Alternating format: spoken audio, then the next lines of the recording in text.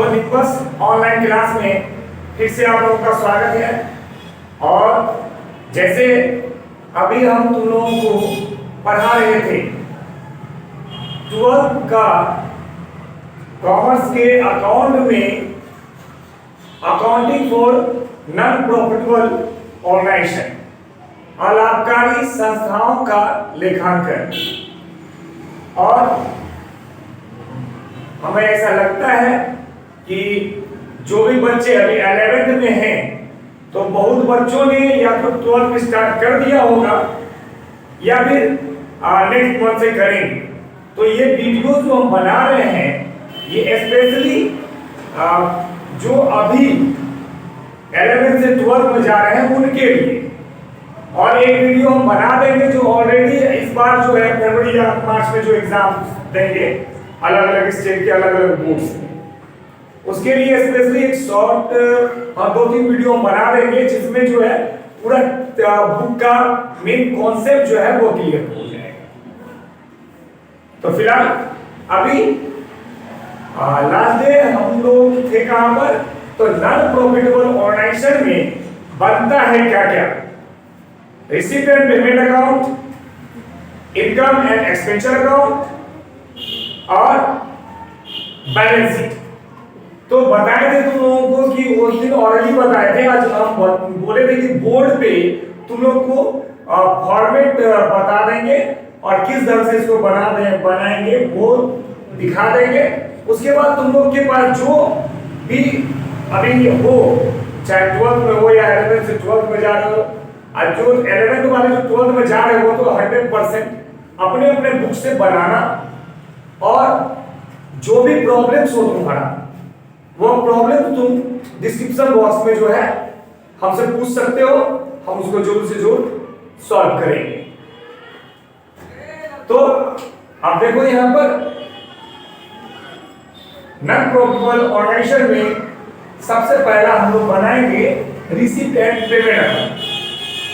अगर हम लोग कुछ भी बनाते हैं ना तो सबसे पहले we must should write their heading. Heading सबसे पहले हमें लिखना चाहिए। तो receipt and payment account in the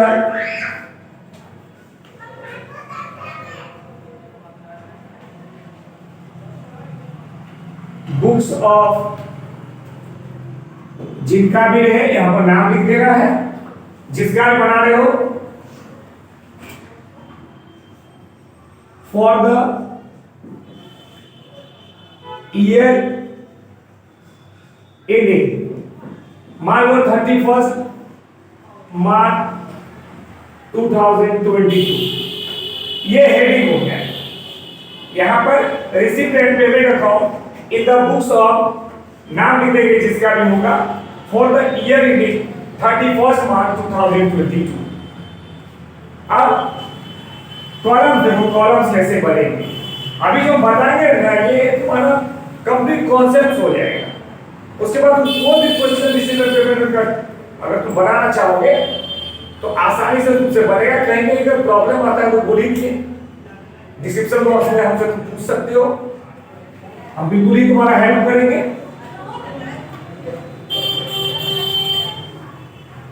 ये हो गया तुम्हारा, बस 2 ही कॉलम होता है इसमें।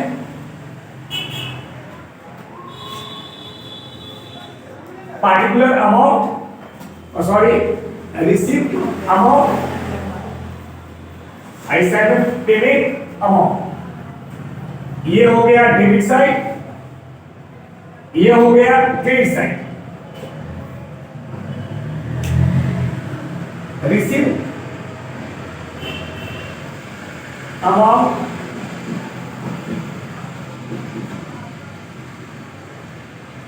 Payment amount. अब सबसे पहला बात यहां पर आता है, तुम्हारे मन में यह सवाल उठेगा कि रिसिप्ट डेबिट क्यों लिखे, पेमेंट क्रेडिट क्यों लिखे। तो ये क्लियर है, गोल्डन रूल्स ऑफ जर्नल से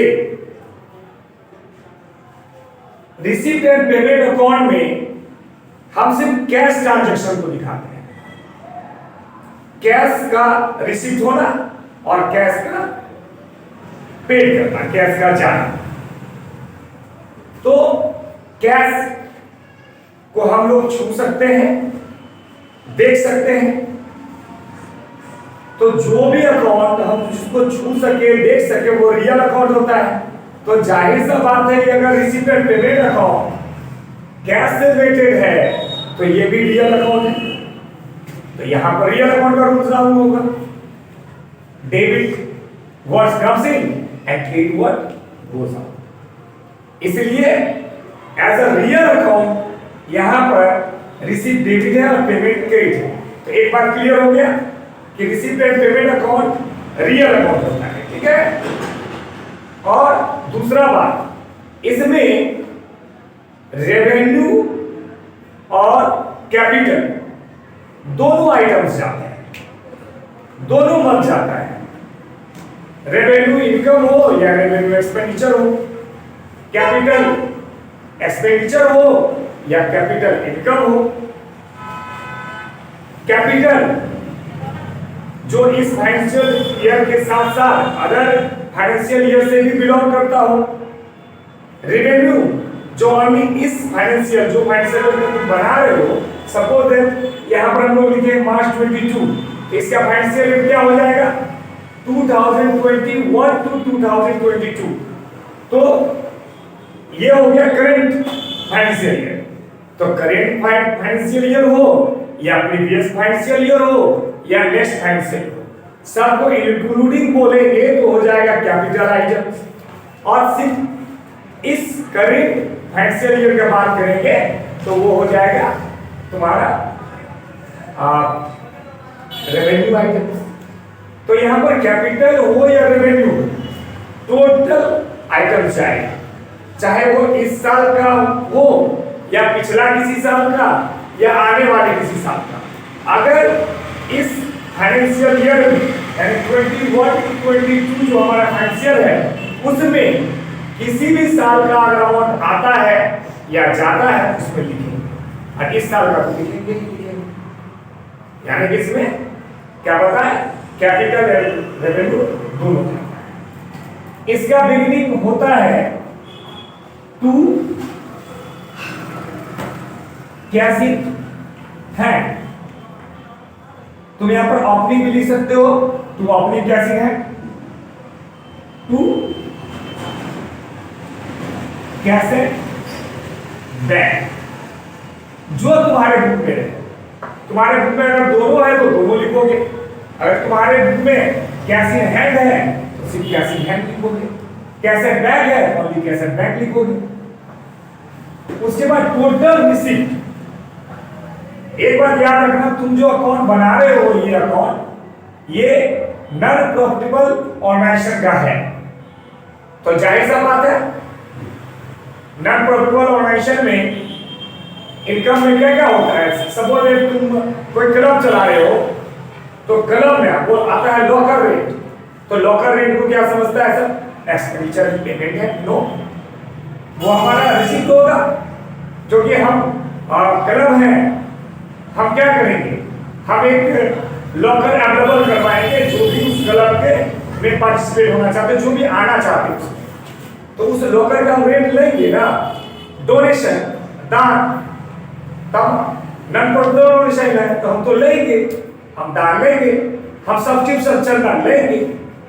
जैसे मंदिर है, मस्जिद है, गुरुद्वारा है, यानी कि धार्मिक स्थल है, तो वहां पर क्या होता है, दान दिया जाता है ना, डोनेशन दिया जाता है, सब्सक्रिप्शन दिया जाता है, लेकिन वहां से लिया जाता है। तो अलाभकारी संस्था का जब भी हम बनाएंगे तो जाहिर सा बात है कि हम लोग क्या होंगे, हम लोग होंगे तुम्हारा नॉन प्रॉफिटेबल ऑर्गेनाइजेशन। तो हम लोग क्या करेंगे उसमें डोनेशन, सब्सक्रिप्शन, लॉकर रेंट, ये सब हमारा इनकम हो जाएगा।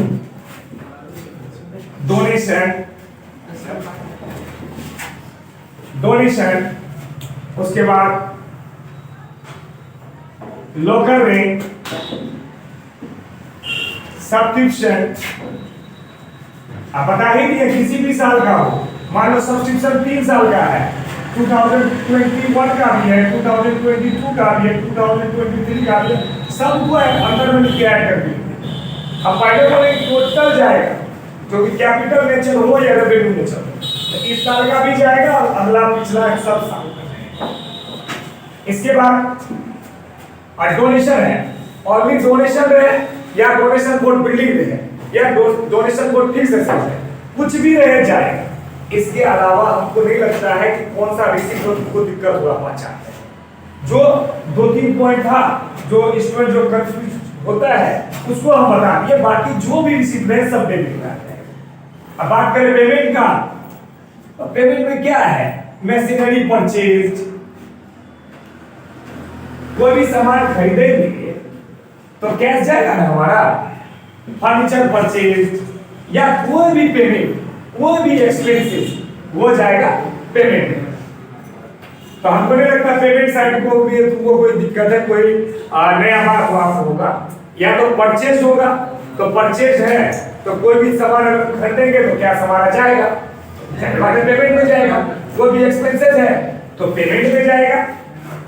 तो cash in hand, cash at bank जो भी रहे वो लिखने के बाद टोटल इनकम लिख देंगे, टोटल एक्सपेंडिचर यानी टोटल पेमेंट लिख देंगे।